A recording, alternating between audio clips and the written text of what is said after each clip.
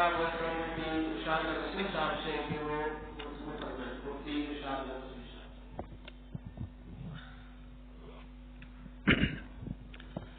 الحمد لله رب العالمين والصلاة والسلام على أشرف الأنبياء والمرسلين نبينا وآله وصحبه ومن والاه أما بعد فأعوذ بالله من الشيطان الرجيم بسم الله الرحمن الرحيم يا أيها الذين آمنوا لا تتخذوا بطانة من دونكم لا يألونكم خبالا. تمام احباب کا مشائخ کا شکریہ.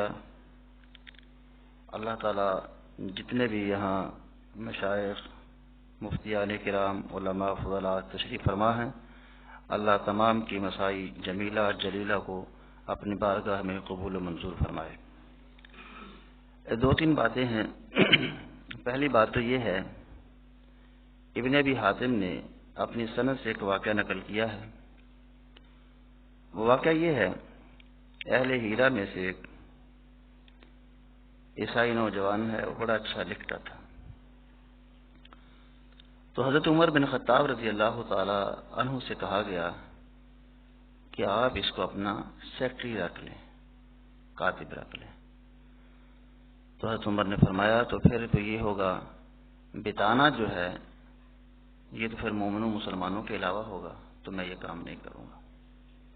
اسی طرح سنن کبریٰ البیہقی کے اندر ابو موسیٰ اشعری سے روایت ہے، انہوں نے حضرت عمر رضی اللہ تعالیٰ عنہ سے یہ بات کہی کہ ہمارے پاس ایک عیسائی نوجوان ہے اور ہم نے اس کو باقاعدہ لکھنے کے لیے رکھا ہوا ہے، اور ہمیں اس سے کوئی غرض نہیں ہے، اس کے دین اس کے ساتھ ہے، اور ہم نے صرف اس لیے رکھا ہے کہ وہ لکھتا اچھا ہے.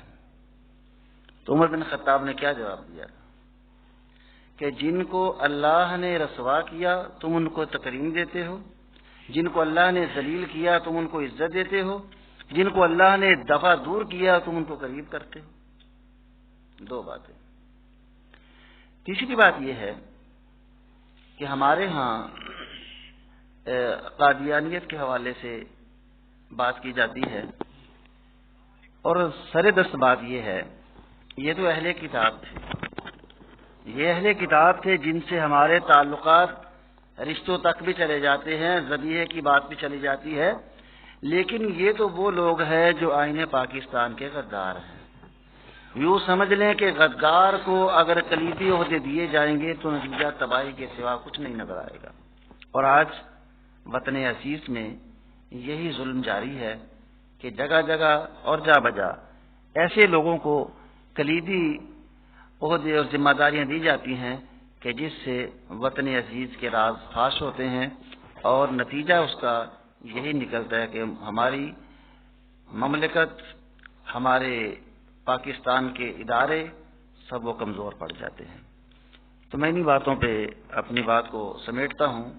اللہ سے دعا ہے کہ الہی باری تعالیٰ جو بھی اس مشن میں آگے ہے، عقیدہ ختم نبوت میں، اور نبی علیہ الصلوۃ والسلام کی حرمت کے لیے جو کٹ مرنے کے لیے تیار ہے، اللہ ہم سب کو نبی کی حرمت پہ جینے کے ساتھ اور ساتھ ساتھ مرنے کی، اللہ ہر طرح سے ہمیں نبی علیہ الصلوۃ والسلام کی عقیدہ ختم نبوت پہ قائم و دائم رکھے اور صبر و ثبات دے، اور اس پہ ہم سب کو اپنا حصہ بقدر جسہ ڈالنے کے اللہ تعالی ہم سب کو توفیق دے.